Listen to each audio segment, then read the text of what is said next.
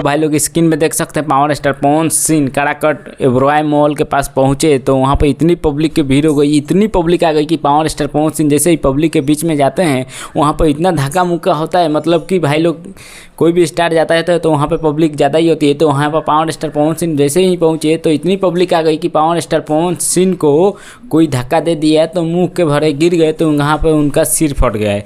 तो भाई लोग यहाँ पे बहुत दुखद खबर है कि पावर स्टार पवन सिंह का सिर फट गया है। तो भाई लोग अगर पावर स्टार पवन सिंह का फैन है तो ज़रूर दुआ कीजिएगा कि ज़्यादा चोट ना लगा होगा। आप लोग स्क्रीन पर देख सकते हैं कि सामने एकदम एम्बुलेंस मंगाया गया था एकदम तत्काल में कि पावर स्टार पवन सिंह को लेके जाया जाए। तो भाई लोग पावर स्टार पवन सिंह को वहाँ पर रैली रद्द करना पड़ा, वहाँ से निकलना पड़ा हॉस्पिटल में। तो भाई लोग पावर स्टार पवन सिंह को अब ज़्यादा चोट लगा है कि कम, भाई लोग आगे चल कर हम बताएंगे। अगर पावर स्टार पवन सिंह का फैन है तो ज़रूर लाइक सब्सक्राइब कीजिएगा। हम मिलते हैं अगले वीडियो में, तब तक के लिए गुड बाय।